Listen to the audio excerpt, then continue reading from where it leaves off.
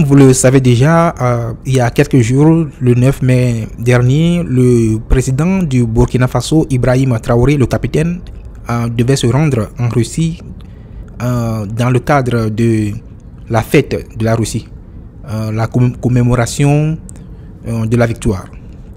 Et pendant que le départ du président Traoré se préparait à Ouagadougou, un événement inattendu est venu bouleverser les plans du voyage.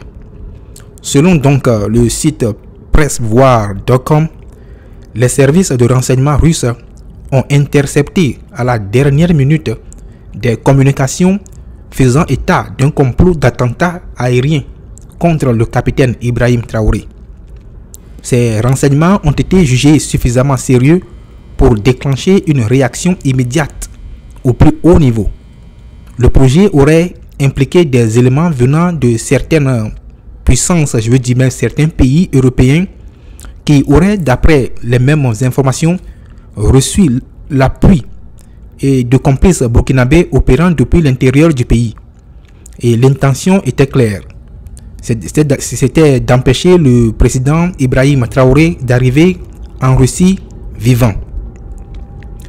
Et toujours selon la même source, lorsque ces éléments ont été présentés au président russe Vladimir Poutine, ce dernier a personnellement ordonné une intervention exceptionnelle.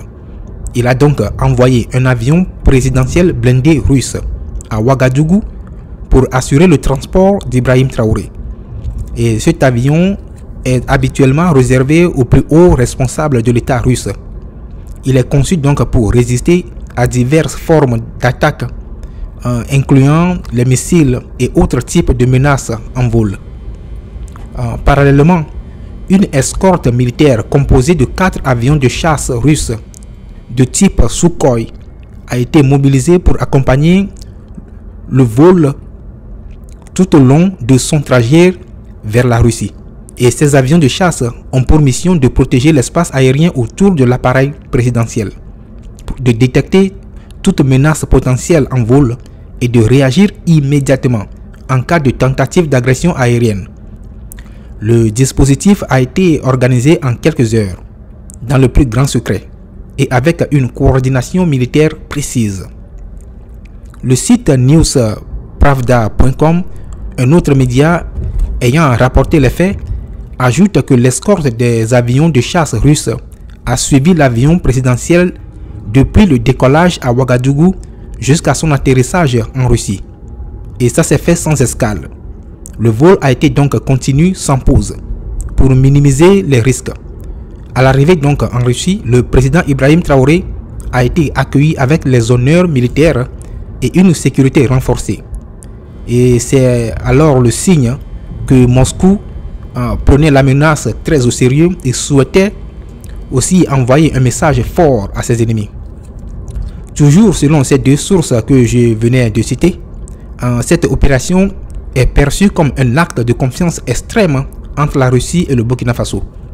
Et elle montre aussi que Moscou considère Ibrahim Traoré, le capitaine, comme un allié stratégique majeur en Afrique de l'Ouest.